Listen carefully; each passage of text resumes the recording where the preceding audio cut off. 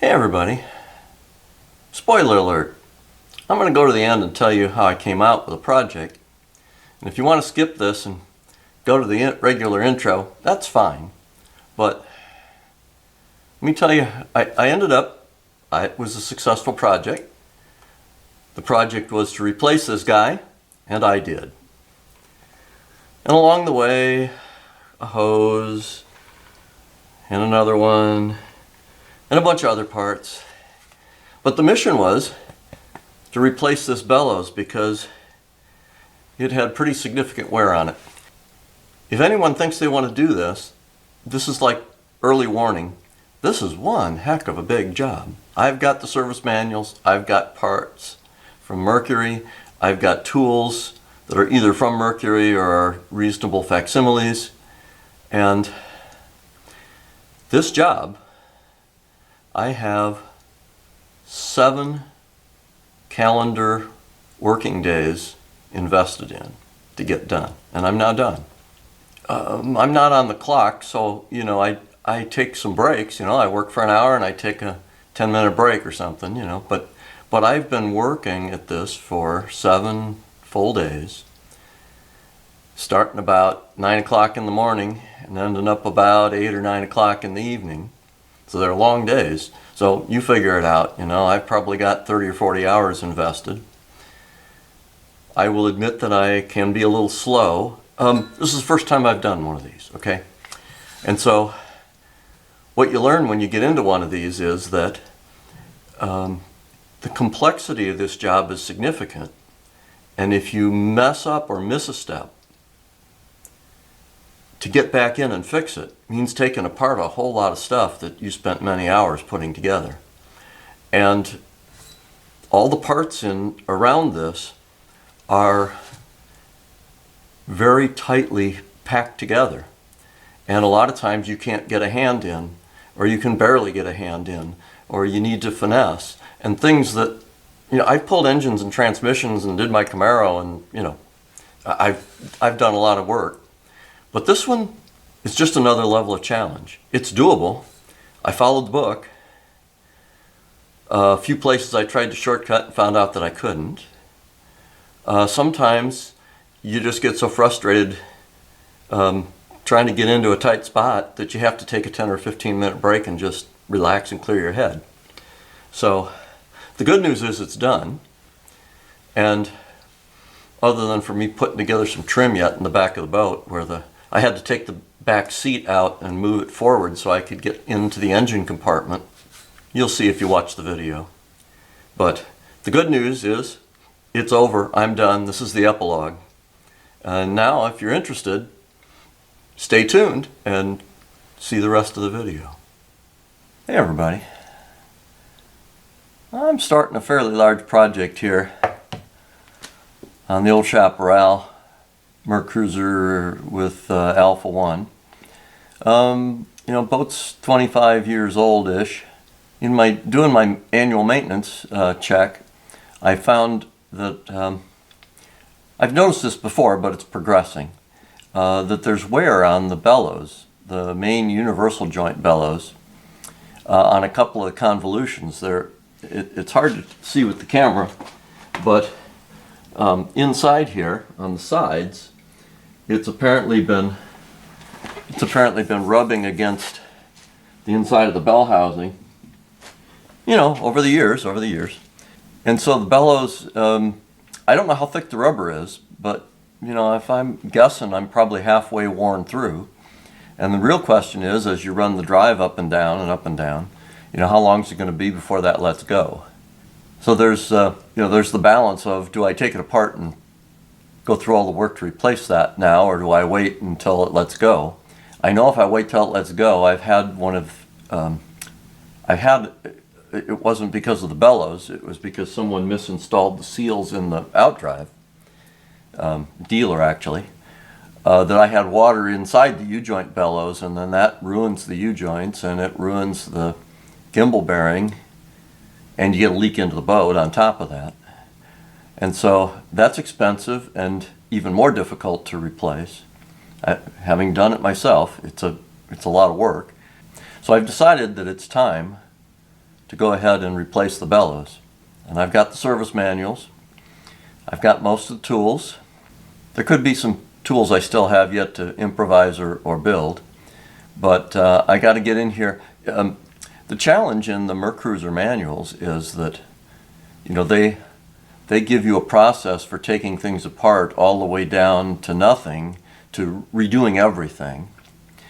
And when you're only going, say, halfway down and then coming back, sometimes until you get into the project, you can't see exactly what you have to replace. So at this point, I have the lube drained.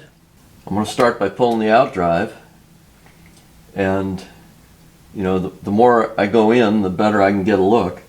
According to the manual, in order to get the bell housing free, I'll have to take shift cable bellows off, and in order to take the shift cable bellows off, I'll have to remove the shift cable, it says, and it's got its own challenges because I've been working from up inside and outside. I've purchased the special socket that I need to disconnect the cable down here. This is going to be a little bit of a bigger project. One would hope or would wish that, you know, you could pop the bell housing off, pop in a new bellows and go, but it's not probably going to be quite that easy. So let's see what we get into. So as we start this job, the first thing we need to do is remove the Outdrive from the bell housing, and that's not such a big challenge, but we're going to pull that off.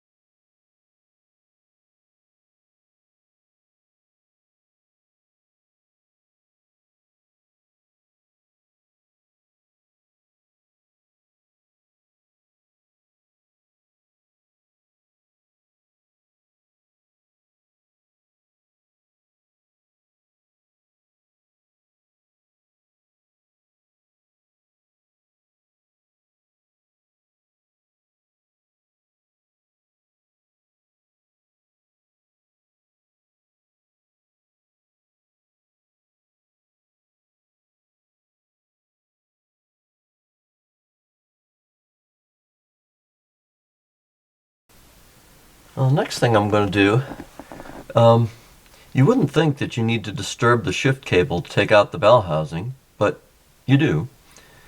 So the intermediate shift cable, which is this one, goes down the back, around behind the steering, and out through the transom and through the bellows, shift cable bellows. And so in order to do the next step, we got to pull this thing off and apart, which is a little bit of a challenge, but we're going to go take a shot at it. This one has a cotter key in the back. The legs are bent out kind of in a T shape. I'm going to need to partially remove this shift assist to get enough clearance to pull the pin out. I could probably disconnect it at both ends, but for the moment, so to get a little bit more working room, I moved this tube out of the way. And I've moved the shift assist out a little bit. The pin just kind of comes up behind here. And I don't really need to take the rest of it apart, so let me see if I can get it out like this. Like so. Come on.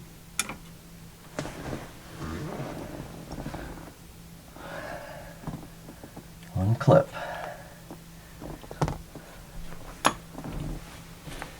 Alright, now that's the back. I'll just slide that back in there, put the nut back on it for the moment. And we'll take the nut off the front.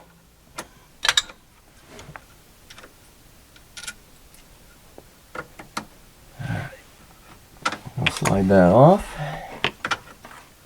And there it is.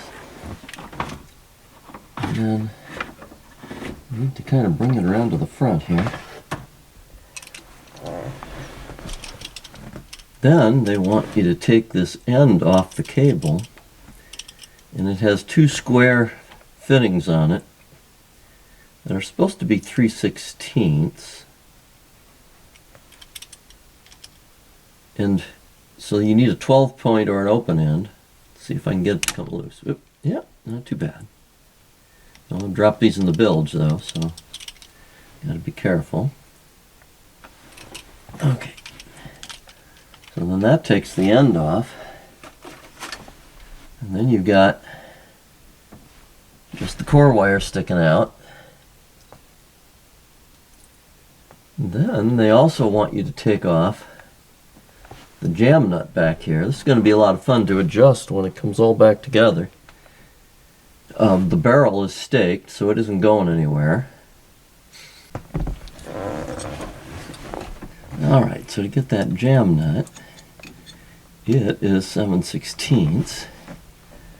And the other side is 11/32. So let's see if we can...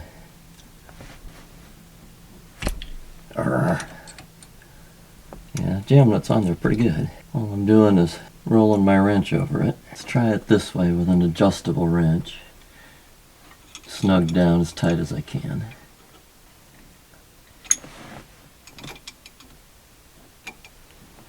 There it goes. That wasn't so hard. Alright, jam nut's loose. So now they want me to take the end of this, the threaded sleeve out, but there's really nothing to grab a hold of it with. So I took the jam nut that was jammed against the brass ferrule here, and I jammed it against the brass barrel. And I'm going to find my other wrench here and see if I can turn that. Oh, there it goes. Look at that. And it was bottomed out. 14. Okay, 14 turns I measure to get that loose.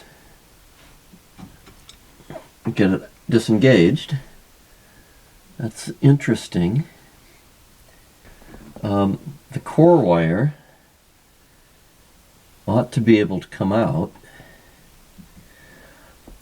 Reading the instructions, what I think they want you to do is remove the core wire from the bottom, pull it all the way through, and then to do the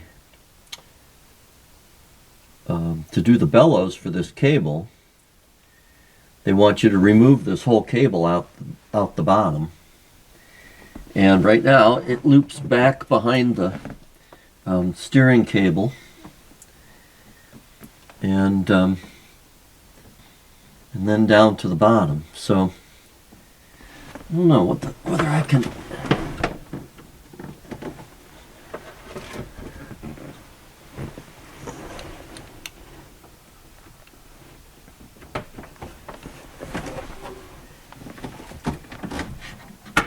I'm going to try to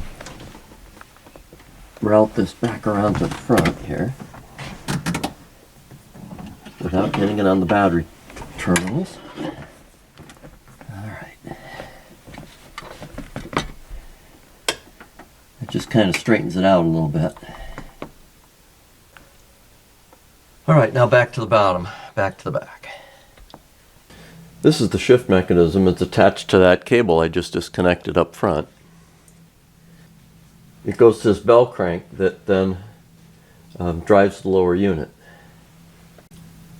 So what the book wants me to do is there's a piece of safety wire here that keeps that little set screw from turning, and it attaches to the core wire. What I'm not sure is, since I'm not replacing the cable, I'm reusing the cable. I don't understand why I can't just extract this with the core wire so that I can get to the nut that's behind it without going through the disconnecting and re-safety wiring and all that. So I'm going to give that a try. Let's see if I'm right or wrong.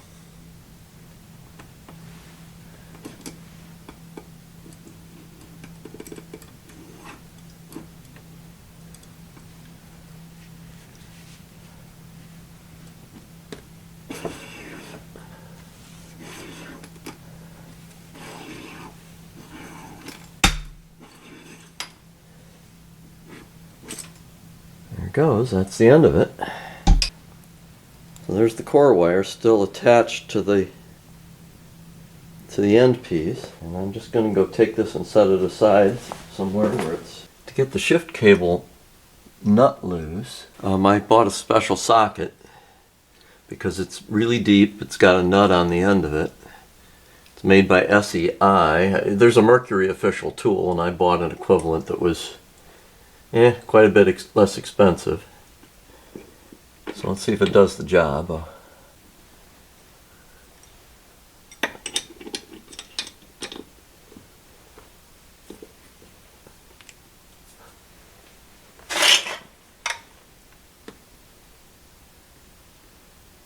Oh, she's tight though. Whew. Does not want to come loose. Yeah, let's see if I can pop that loose.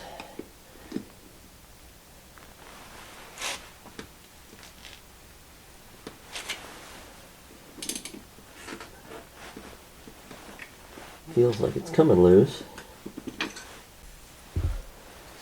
Alright, well, I've turned this over to one side. I need to get to the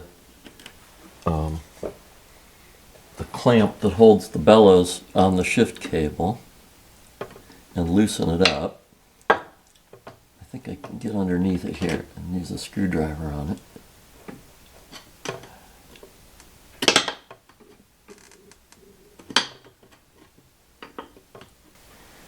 It's definitely looser. And I don't want to hurt the shift cable. I just want to loosen the clamp. There we go. That's better.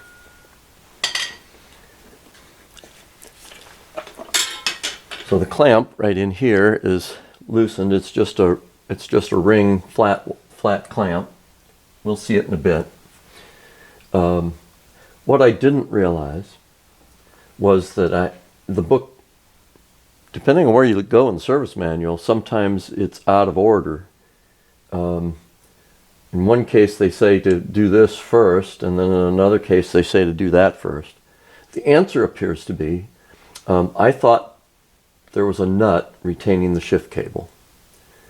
The answer is the nut's part of the shift cable, or so it appears, and so you have to loosen the clamp on the bellows so that the cable can spin inside the end of the bellows.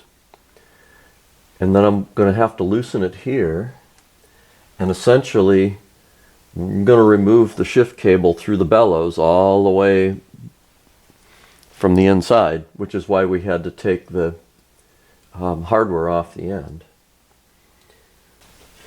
So now that I've got that loosened up, I should be able... I just want to kind of check I don't want to hurt this. Don't want to mess that up. Almost would be better off with a deep socket at this stage. Just to give myself a little more clearance, I'm going to use a deep socket on this thing.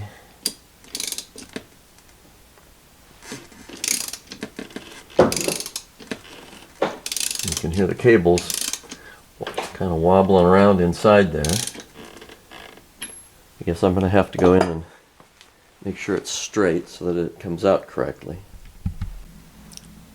So, as I've been working to get the shift cable released, the instructions in the book are a little bit hard to follow because I didn't understand exactly how the cable was constructed. I thought that I was going to take off a nut down here that would free up this end of the cable and let me pull the drive off. But the reality is that I'm going to have to turn this nut and bring the whole cable sheath out the back. And before I could do that, I couldn't show this because I was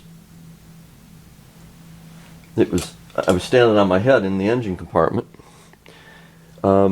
Where the cable goes through the transom, right inside the bellows back here, on the inside, this cable has a plastic wrapping that's supposed to protect it from something, probably from abrasion. And You know, it's only, what, 6 inches long or so. And the book says some systems have it, and it should be within about 2 inches of the back end. Well, this piece, you could just barely reach the end of it coming up out from the under the exhaust pipe, between the exhaust pipe and the mount, rear mount. And I tried to get it with my fingers, couldn't. I was able to get it with one of these hook-shaped tools and get underneath the wrap and pull it, trying to be careful not to hurt the cable sheath on the outside.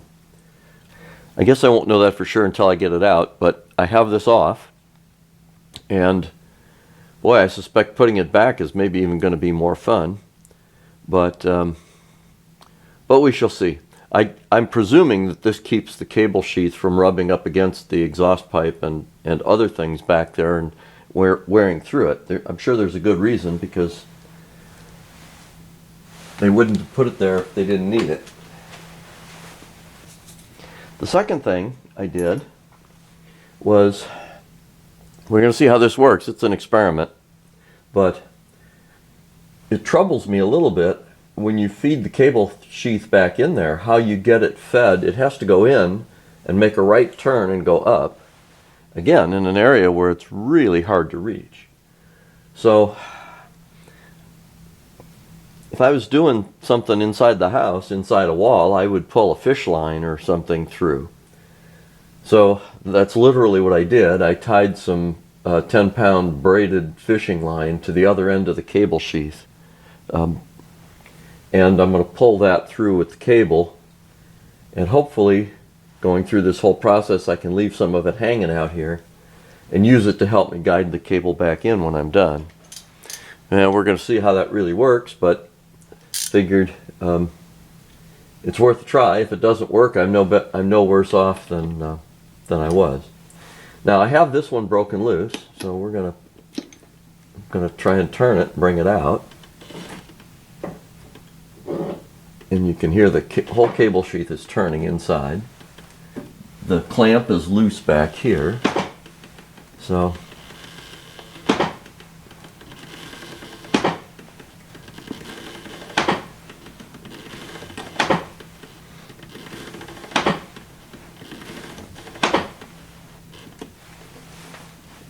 is my nut loose? Looks like it is.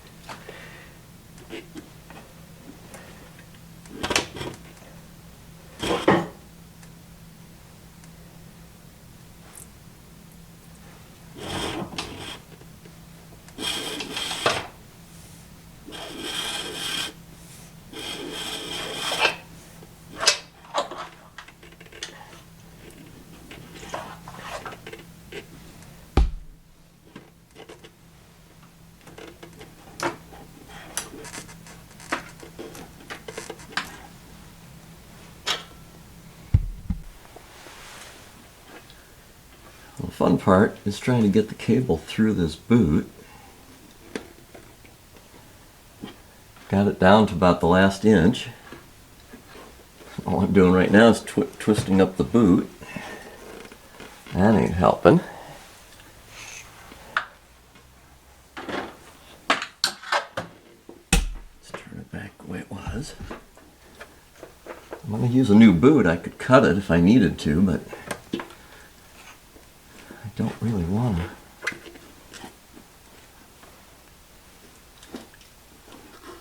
Oh, wait a minute. What the heck? Well, that's the end of the, that should be the end of the cable. Come on. The very end of the cable has the brass end on it, and it's a little bigger in diameter than the rest of the cable, so it's a snug fit going through the end of the boot. Let's keep on going here. I can see it now, getting it worked. This is what we're talking about right here, is where this boot and the brass goes. So I'm just trying to pull the boot off of the brass end and get that cable the rest of the way through. And I don't think my 10-pound fishing line is hurting anything. It's Just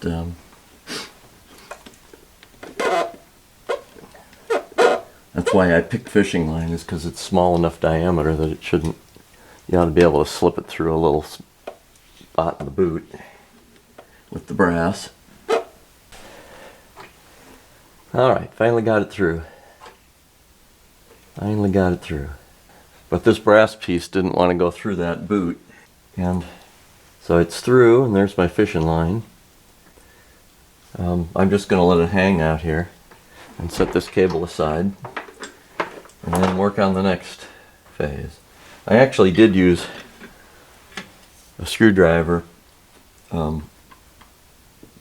bearing on here to help nudge that boot through. So one thing I'd like to do before I get too far apart, part of taking this apart is doing an assessment for what needs to be repaired, and you know, is there anything else that's worn out and needs fixing. So at this point I wasn't planning to replace the gimbal bearing, but I want to see what it feels like.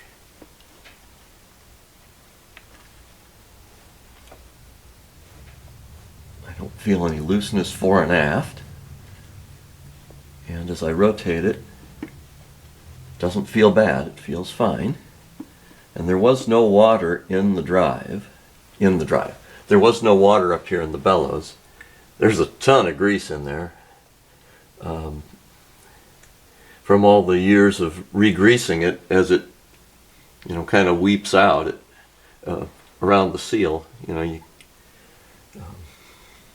it collects in there, and I got quite a bit from 25 years worth. But in any case, that seems to be all right. As long as I got my hands in here, I'm going to pull out this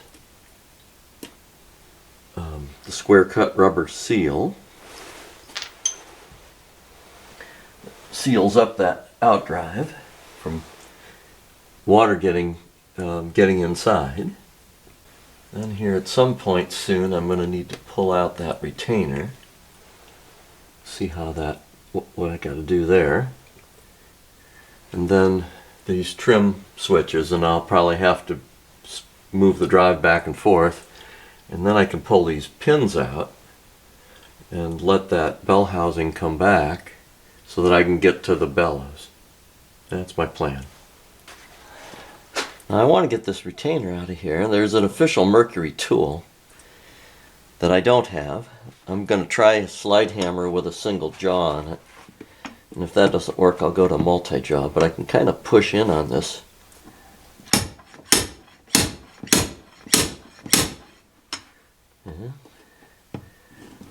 I'm injuring it, but I'm not moving it.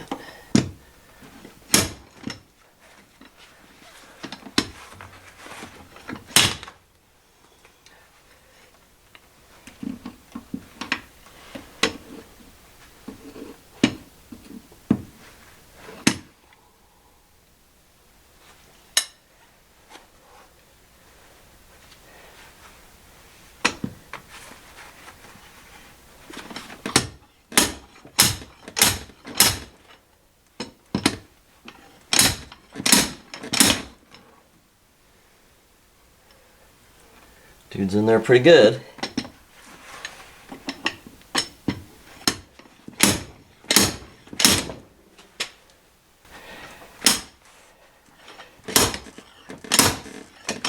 There it goes. I could have probably used the 3-jaw and it would have been a little more even, but I damaged it. But it's getting thrown away. I'm putting in a new bellows, so I didn't need to save it without damage.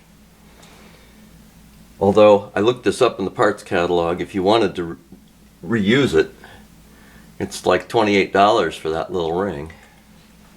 I looked for the tool, and it's like a $60 tool to pull it out with a puller with a screw jack, essentially. Let's get the screwdriver. Let's see if I can pop that.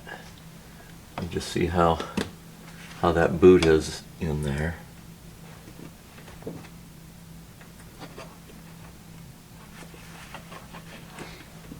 because that's the dog we want to get out. There it goes. So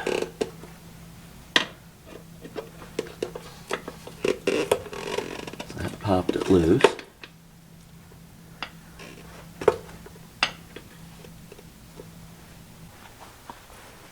Need to take these off, and I'm just going to say I want to record. So on the right hand side switch, the adjuster tab is on the second notch. I know I'll probably have to readjust these when I'm done, but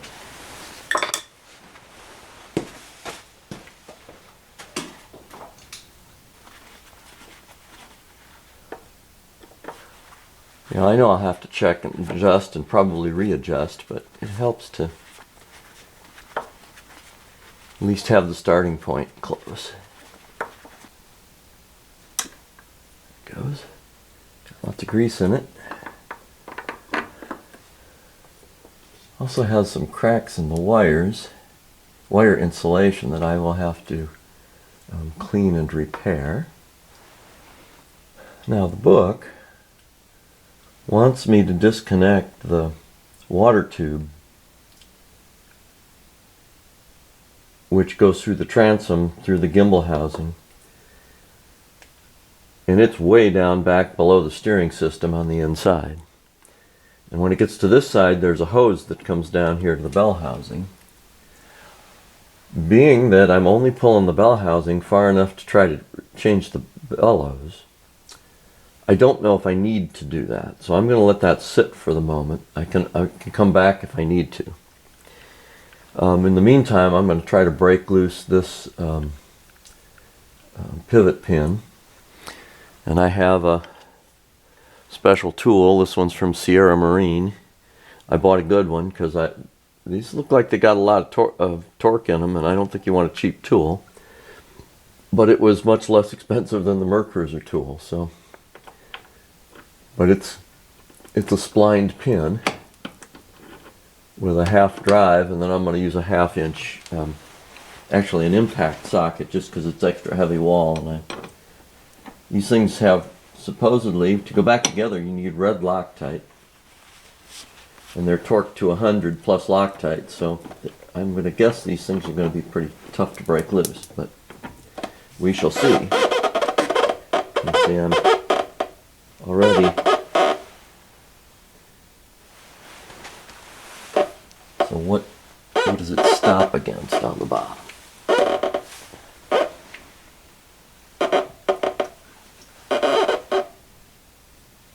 So you don't want to crush anything. That sort of feels like the speedometer hose. On that front, there is also a clip down here that I need to take out for that speedometer hose to be removed, or just, I don't know that needs to be removed, but let's get it out of the way. I can squeeze the clip here and slide that guy back, and that'll give me a little extra working room. Okay, now it's going down to the bottom without bottoming out on the speedometer cable. Speedometer tube, I should. All right.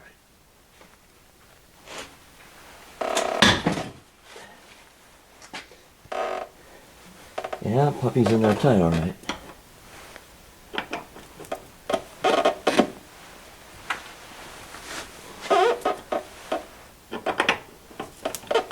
You don't want a wimpy tool for that. You don't want to break the tool in there.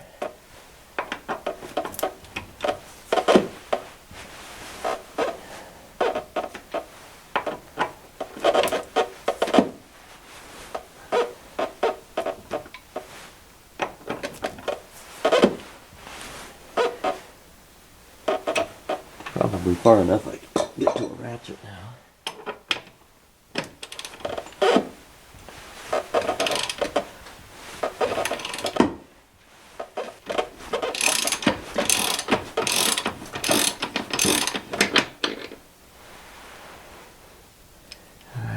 So, now let's get this left hand switch off of here. There it goes. It's just the film of grease that gets built up in here. Causes them to not want to release. Okay, so I got that one off. Now the book is advising to go up inside there and take a bolt out and disconnect them inside the boat and pull those switches and their wires out. And again, at this stage of the game, I'm not sure I really need to do that. Just because of, I don't know how far I'm going to have to take it apart yet. So let's get this little Torx head guy out of here. It's not in there real tight. Back that out because there's a continuity wire there.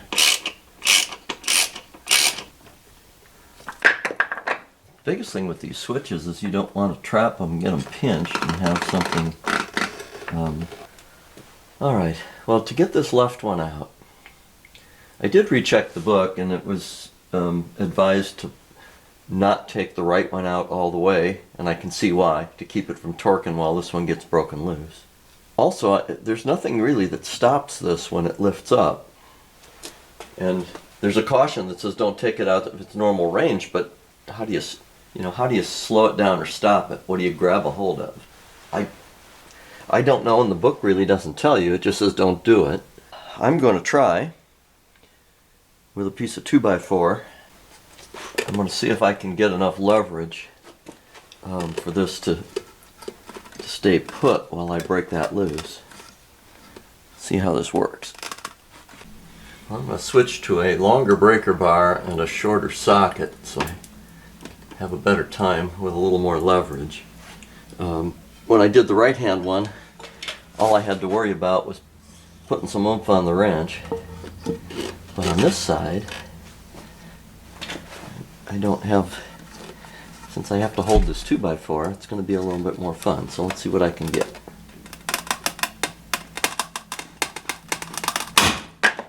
Pow, there it goes. Sucker's tight.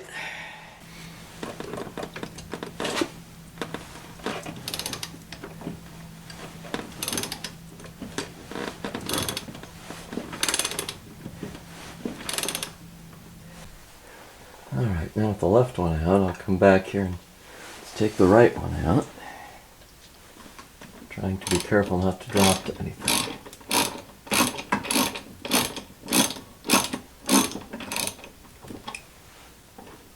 There we go. Okay. I know there are other things, so I can't take the bell housing off completely because the water hose is still connected and so forth. Which I may have to disconnect. I guess let's see. Well, I've now got the bell housing out part way. It's still held in by the Lube monitor hose and the water hose. I may have enough clearance now to remove the clamp for the bellows, but I don't have enough room to swing a wrench. Let's see if we can get in this way. Well, I finally got in here with a really long extension. Universal joints don't always stay on the fastener, if you know what I mean.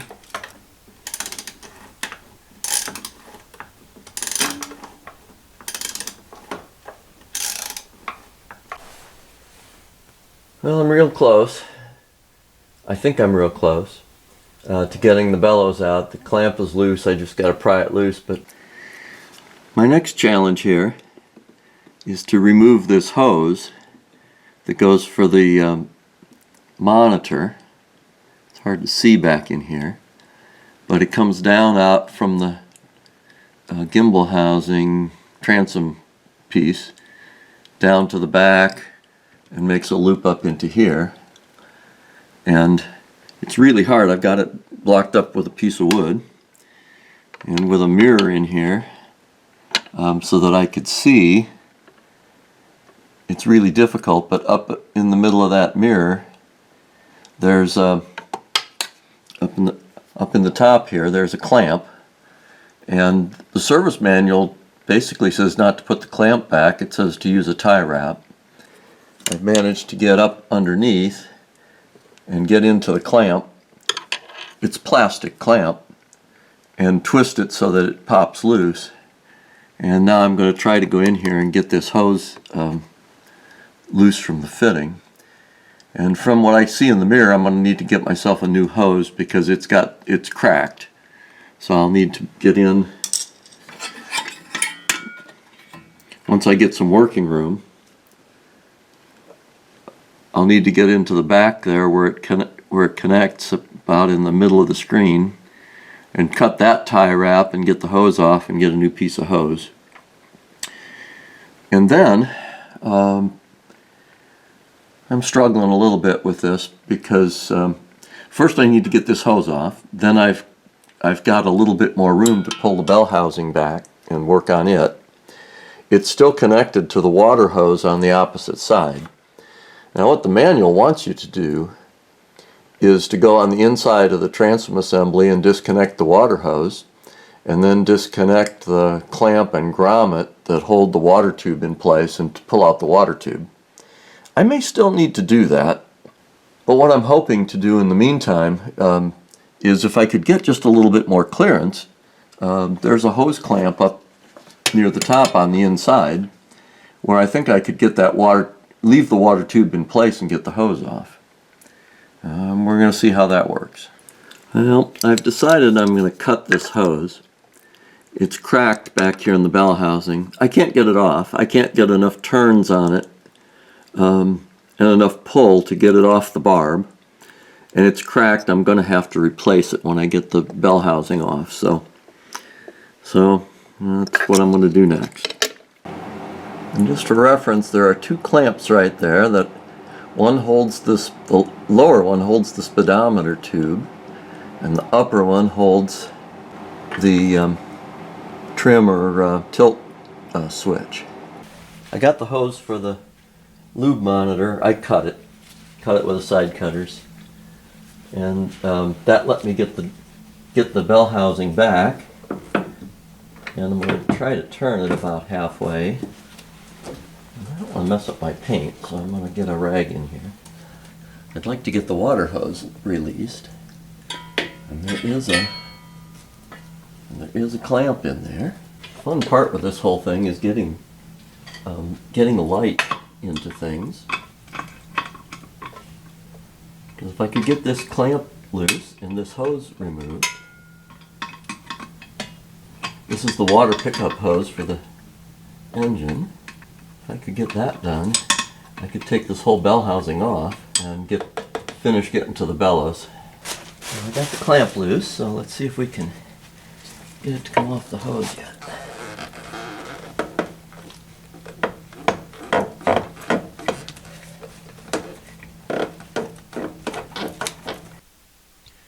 At this stage, I'm going to not work on that hose for a few minutes. It just turns on the fitting. It's a barbed fitting and I can't get it to come loose. So I want to get that bellows out of there, so I'm going to work around it here with a screwdriver and see if I can get it popped out of there, and then go back to deciding what I want to do with that hose. It takes a little bit here to kind of go around it and break it loose from the flange. You know, there's bellows adhesive in there from before. And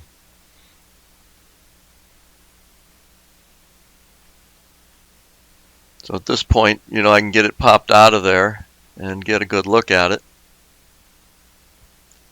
and then decide how to proceed. All right, so there's the bellows, and you can see this is why I pulled it out. I had rubber that's been shaved off in a number of spots on both sides.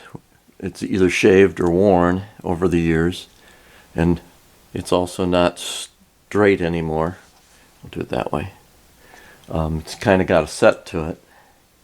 So it was time to replace it, and now I still want to try to get this hose off without taking out the water tube. I can see the grommet there. I've been on the inside of the boat. What they want you to do is take the hose off on the inside, take the water tube cover off, and the grommet, and pull that out. But it is so far down behind the engine, I can't reach it. I haven't figured out how to reach it yet. There's got to be a way. I mean, I may have to take the back seat out of the boat to get enough room that I can lay in there. I could get down into the compartment, but right now I haven't got a way to lay in there that I can get my arms behind the engine and reach that. So for the moment, I want to see if I can get that off and then replace it and get an inspection on the water tube, make sure it still looks like it's sealed up, because I've been moving it around here a lot. I don't know how much room is in that grommet. I've decided that it's time to disconnect the water tube that's in the center. That's that hose below the steering, right about in right there. It's a tough reach. I've had to pull the seat, unbolt the seat and move it forward, so I had enough room to lay down in here. I've never done that before, but it seemed like the right thing to do. So when you're down there on that one, I need to get the screw clamp off and get the hose off, and then there are two bolts that hold it together, and then there's a grommet in there. It's way too tight a quarters to get video of it, so I'm going to go in there and work it. But once you pull the hose off and the cover, you'll expose the water tube and get the grommet out. Then you can pull the hose out and the water tube out on the outside of the boat, and that'll help me get the bell housing off the rest of the way. So while taking video back here, not feasible. I'll give you a look anyway.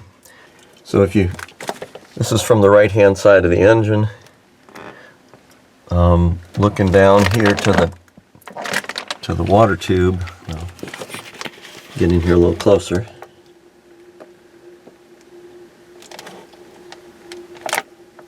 So that's the water tube.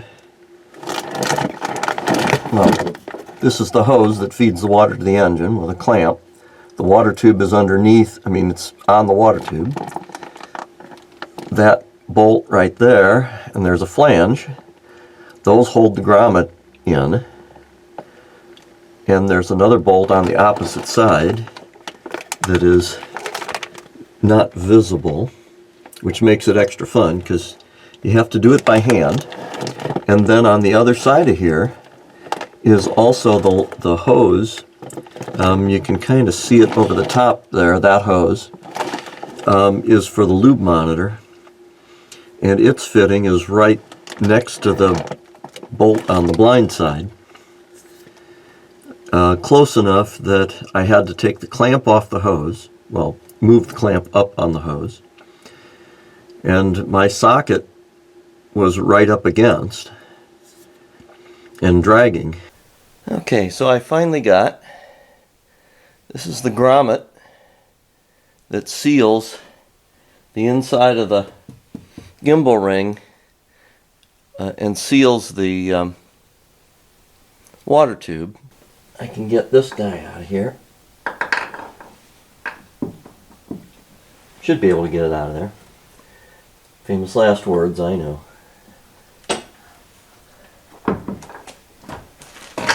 Like that. And that is the water tube that goes through the transom. If I could have gotten this hose off and put the new hose on, I wouldn't have had to take it out. But I'll tell you, that's a really tight fit in there. Let's see if I can get it loose without breaking the fitting. It isn't even a round fitting from the looks of it.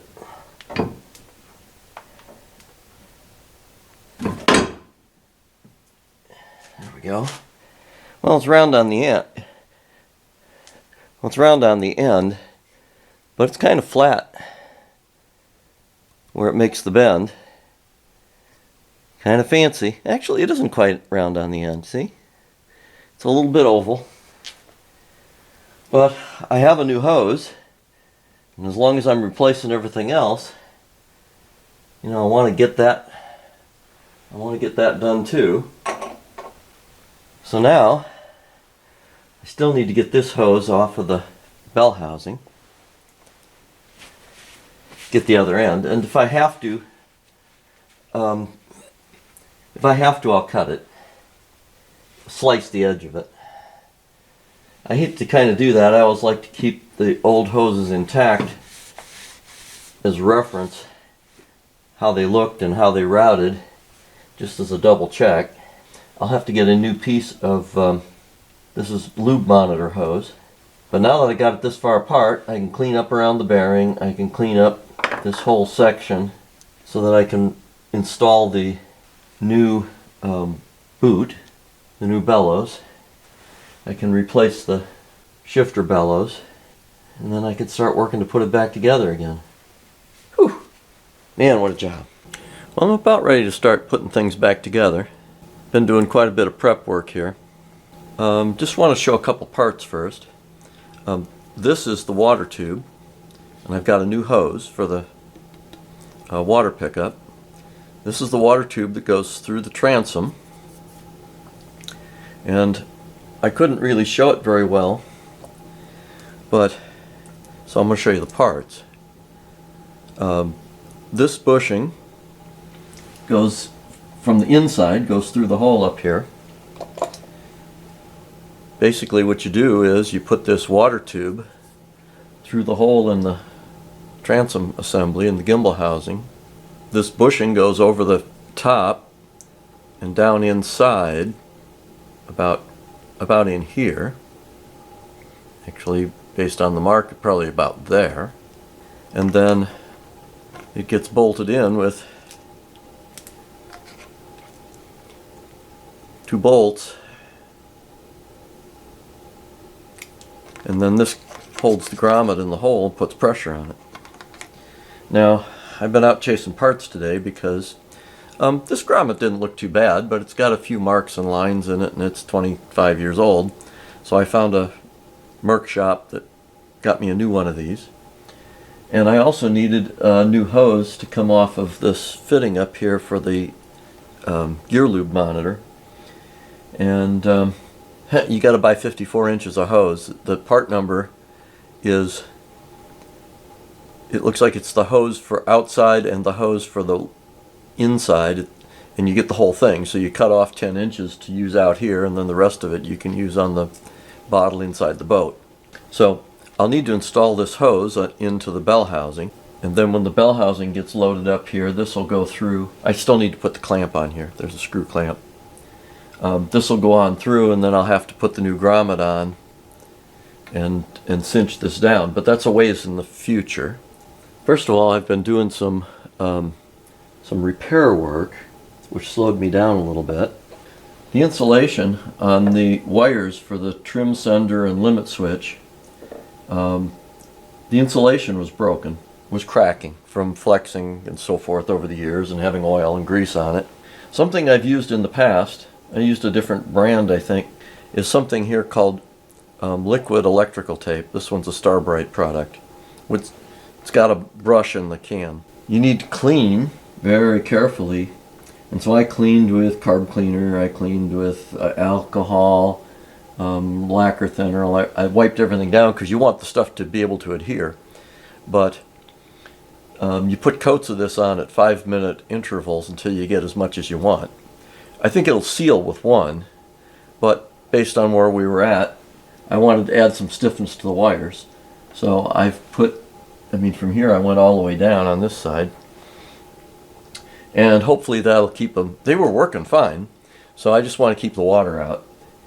And I'll tell you, this stuff is a whole lot better than trying to wrap electrical tape around something and seal it up. You can't, with these, you can't get to, you can't put heat shrink on them or anything. So I used this once before on a marine engine. We were working on a 115 6-cylinder outboard. It belonged to my dad. And I was replacing switch boxes, and when I got in there, the inside the housing, this motor was, what, at that point, 25 or 30 years old.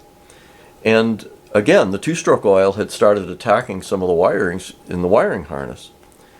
And it's like, you can't buy that wiring harness anymore, and then the wires go down into various parts where they're inaccessible.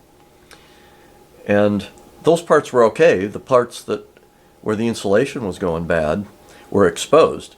And so I cleaned them up as best I could. I painted all those wires with this where they were starting to break down. Worked great. I mean, it's very high dielectric and you know, does a great job. So I put probably 4 coats on there, and they're dry to the touch right now, but it says it'll take 24 hours to cure out. But so that kind of slowed me down because I had to get that.